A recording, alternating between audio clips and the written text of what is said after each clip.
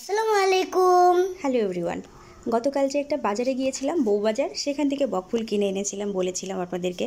এটার নাম বকফুল কেন আমি জানি না, এটার গাছটা কিন্তু বেশ বড় হয়। এটা বকের মতো সাদা আর একটু বাঁকা টাইপের হয়, এই জন্যই মনে হয় বকফুল। যাই হোক, বকফুলটা আমি অনুমান করে বললাম আর কি।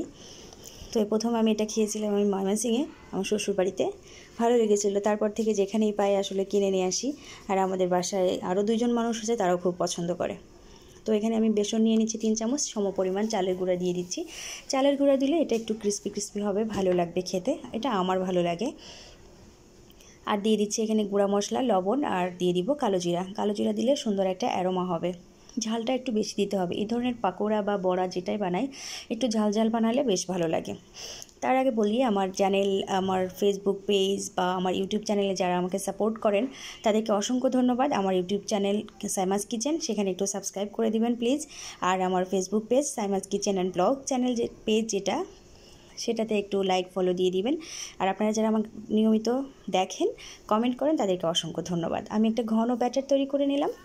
এবার আমি বকফুলগুলো বেছে নিব। এর বোটাটা ফেলে ভিতরে একটা শক্ত শীষ আছে, মানে একটা সুতার মতো জিনিস আছে, এই যে এটাকে বের করে নিতে হবে, যেটাতে আসলে রেণু থাকে আর কি। তো ওটা ধুয়ে ভালো করে পানি ঝরিয়ে নিব। যে ফুলগুলো এরকম আস্ত আছে সেগুলো কিন্তু চিকন চিকন, দেখতে একটু বাঁকা সুন্দর ভাজি হচ্ছে। আবার কিছু পাপড়ি খুলে গিয়েছিল, সেগুলো একটু দলামলা করে আমি ভেজে নিয়েছি, যেগুলো এবড়ো থেবড়ো দেখতে। এবড়ো থেবড়ো হলেও আসলে কিন্তু এটা খেতে বেশ ভালো লাগে, মোচমোচে করে ভেজে নিব। গরম ভাতের সাথে যে কোনো ধরনের বড়াই কিন্তু ভালো লাগে। মিষ্টি কুমড়ার ফুল বলেন, বক ফুল বলেন, বা আদার্স যেসব সবজি দিয়ে আমরা পাকোড়া বা বড়া বানাই, ওগুলো কিন্তু বেশ ভালো লাগে। আর এটা আমি প্রথম আমার শ্বশুরবাড়ি যেয়ে দেখলাম যে অনেক রকমের বড়া তারা খায়, আমারও বেশ ভালোই লাগে।